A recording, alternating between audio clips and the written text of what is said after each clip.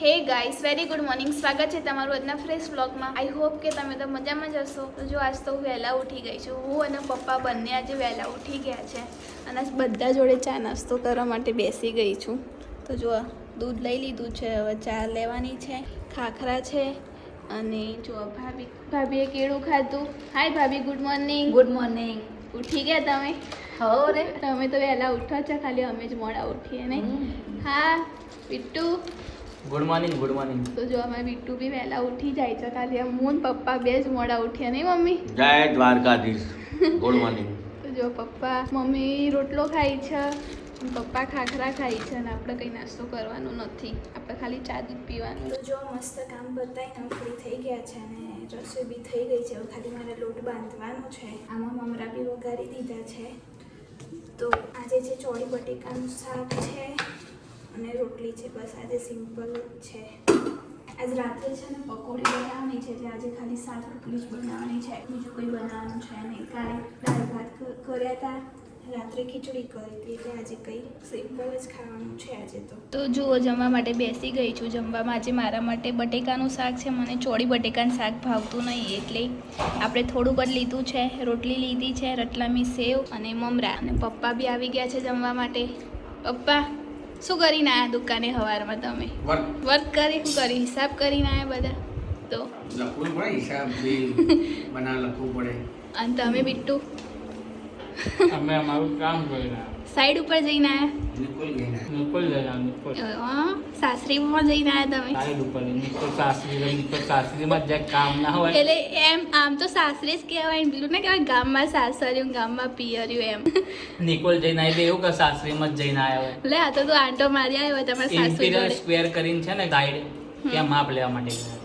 Okay. અને આજે ક્યાંય જવાનું છે? ખરીદી કરવા લઈ જાય તું? બપોર નવરો હોય તો અમને લઈ જા ને. અત્યારે બપોરે આજે ટાઈમ જોવો પડે પેલા. પપ્પા ચલો ને જઈએ મારું લેવા. પપ્પા કઈ બોલતા જ નહીં. અને જો ભાભી રોટલી બનાવે છે અને મમ્મી રોટલી બનાવે છે અને હું આજે પહેલાં જમવા બેસી ગઈ છું, કારણ કે મને બહુ જ ભૂખ લાગી છે. તો જો મસ્ત મજાની સાંજ પડી ગઈ છે અને આજે બનાવવાનું છે પકોડી. આજ પકોડીનો પ્રોગ્રામ છે, તો હું પકોડી લઈ આવી છું. ત્યાં સુધીમાં ભાભીએ પાણી બનાવી દીધું છે મસ્ત. અને જો અહીંયા વટાણા બી બફાઈ ગયા છે મસ્ત. આજે વટાણાવાળો રગડો બનાવવાનો છે, કારણ કે અમારા ઘરમાં કોઈને બટેકા ચણાવાળું ભાવતું નથી, બધાને રગડો જ ભાવે છે. ભાભીએ એક મસ્ત બનાવી દીધું છે પાણી, નહીં ભાભી? અને ખાલી રસોડાની હાલત જુઓ. હવે ખાલી ગ્રીન ચટણી બનાવવાની બાકી છે અને રેડ ચટણી બી બની ગઈ છે. તો હવે ભાભી પકોડી બનાવી એટલે એક તો વાસણે એટલા થાય અને રસોડું એટલું બધું નહીં. ગંદુ થઈ જાય. હા. તો આમ ખાવી હારી પણ હારી મહેનત એટલી થાય ને તો કંટાળો આવી જાય બધામાં. કઈ નહીં, ખાવું હોય તો ખાવા કરવું. માટે કામ તો કરવું પડે ને. એટલે ખાધેલું એ પચી જાય ને આપણે. પોતું મારીએ મસ્ત એટલે કામ પૂરું. પાછું ઢોળાય એટલું ખાવા પીએ ને એટલે નહીં. પાણીમાં તો બહુ ઢોળાય, કામ એટલું વધી જાય ને, આખું ઘર ખરાબ થઈ જાય નીચે ટાઇલ્સ તો જો હવે ચાલો બધા પકોડી ખાવા. તો જો ભાઈ પપ્પા બધા આવી ગયા છે ને જમવા માટે અમે બેસી ગયા છે. તો જુઓ મસ્ત રગડો લઈ લીધો છે, અંદર લાલ ચટણી નાખી દીધી છે, ડુંગળી પૂરી લઈ લીધી છે અને પાણીપુરીનું પાણી લઈ લીધું છે. અને જો બધા જમવા બેસી ગયા છે. અત્યારે કોઈ સામે જોશે નહીં, કારણ કે બધાની ફેવરેટ પકોડી છે ને, એટલે અત્યારે કોઈ સામે જોશે નહીં. મમ્મી તને ભાવે પકોડી? હા પછી પાણી પી. અને આવું કર્યું એક બોલો ઊંચી નીચી ફેશન આવી. મેં કહ્યું છે આવું કરીને ફરે નહીં પપ્પા?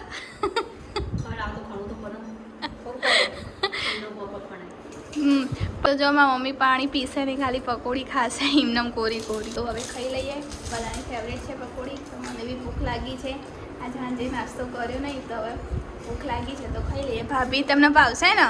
ખાજો, તીખી બની હે ને? મસ્ત. આ લાલ ચટણી હજી આલુ તમને. શું થશે પપ્પા?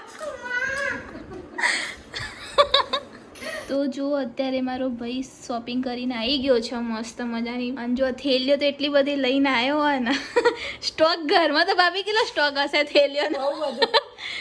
એક જબલાનો ને એક થેલીઓનો તો ઘરમાં એટલો સ્ટોક હોય ને, જ્યાં કપડાં લેવા જાય ને આવી જ જાય. એના થેલીઓ તો સુરતી જ નહીં ને બિટ્ટુ બધી બ્રાન્ડની બધા બ્રાન્ડના શૂઝ હતા અને બધી બ્રાન્ડની લઈ લીધી થેલીઓ. તો જો આ ભાઈ છે ને રેગ્યુલર દુકાને સાઈડ ઉપર જાય ને એટલે એના આવા શૂઝ જોઈએ તો એ આવા લઈને આવ્યો છે અને એક લોફર લઈને આવ્યો છે. લોફર બેબી શાવર છે ને એટલા માટે એડવાન્સમાં તૈયારી કરી દીધી છે. કયો કલર બ્રાઉનમાં લાવ્યો ને એના બહુ બધી છે નહીં લોફર તો લોફર બધા કલર છે બધા કલર બીટુ જોડે All છે. colour. તું આમ જો તો બીટુ તારા આંખો જો ચમક અત્યારે. મારા આંખોમાં છે ને કલર અલગ અલગ થાય છે. અમુક ટાઈમ ધારો કે સવારે મોર્નિંગમાં અલગ કલર હોય, બપોરના ટાઈમે નૂનમાં અલગ કલર થઈ જાય, સાંજે અલગ થઈ જાય, નાઇટમાં કિક્કીનો આકાર ખરો ને મોટો થઈ જાય. અમુક ટાઈમે અત્યારે મોટો થઈ ગયો છે અને લાલ થઈ ગયો છે. અત્યારે કિક્કી તમે જોઈ શકો મોટી થઈ ગઈ છે બરોબર. પછી અમુક સવારે તમે જોશો ને બ્લોગમાં તો તમને નાની જોવા મળશે. અમુક ટાઈમે છે ને કિક્કીના કલર બી ચેન્જ થતા હોય. આપડા બેબીના માંજરી આંખો આવે તો સારું ને બીટુ. હો, માંજરી આઈ હોપ હું તો રોજ એવું જ કહું કે માંજરી આંખો બ્લુ આવે. આવવાની છે, બ્લુ કલર. બ્લુ કલર ભાભી તમને કયા કલરની ગમે? આપણે તો બ્રાઉન છે જે હોય ચાલે આપણે તો એવું કઈ અને આપણે માંજરી આંખો લાવવાની છે બરાબર ને? યસ આવશે. તો બરાબર. તો હવે મને શોપિંગ કરવા ક્યારે લઈ જઈ? તને ફોન કરું પણ 4 વાગે ફોન કરે તો કે ઊંઘ આવે છે બરોબર. એટલે પછી તને ટાઈમ ના મળે. હા એટલે પછી હું શું કરું, તને કોલ કરું તો કે અત્યારે આરામ કરું છું, હમણાં 6 વાગે એટલે 6 વાગે આવે એટલે બધું વરસાદ ચાલુ થઈ જાય. 6 વાગે. રોજ આવું થાય છે. 3 દિવસથી ભાઈ ફોન કરે છે પણ 6 વાગે વરસાદ જ ચાલુ થઈ જાય છે અમાર તો. એટલે ખબર નહીં હવે શોપિંગ કરવા ક્યારે ટાઈમ મળે. આ સન્ડે તો તમે છો નહીં પાછા, ના, બહાર Sunday. જવાના છે એટલે અમારે તો 4 દિવાલમાં બેહી રહેવાનું નહીં ભાભી. આપણે બે જઈશું એક્ટિવા લઈને વાંધો નહીં. પણ આઈને ડોક્ટર સાહેબ જવા નહીં દે ને. તો જો પપ્પા નહીં આવી ગયા છે ને પપ્પા જો બૂટ ચેક કરે ભાઈના. તમને મોટા પડે પપ્પા. પપ્પાના આવો કલર છે જ ને, આપણે એમને બર્થડેમાં ગિફ્ટ આપી હતી ને. તો જો બહુ બધી શોપિંગ કરીને આવી ગયા છે અને આજે કેટલી શોપિંગ કરી આવ્યા. હાંજે આપણે ફરી આવ્યા નહીં, આપણે લોગ લીધો નહીં. ફોન હું ઘરે મૂકીને આવી હતી. ઘરે કોઈની રિંગ નથી વાગી, તે જ મને ફોન કર્યો તો મિસ કોલ તારો જ પડે. તો મમ્મી જો મમ્મી તો બહાર જઈને ઊભી થઈ જઈએ. હું ને મમ્મી બી અમે હમણાં ઝઘડ્યા ને એટલે મારા રીગાઈ જઈએ. તે હમણાં નાચતી હતી.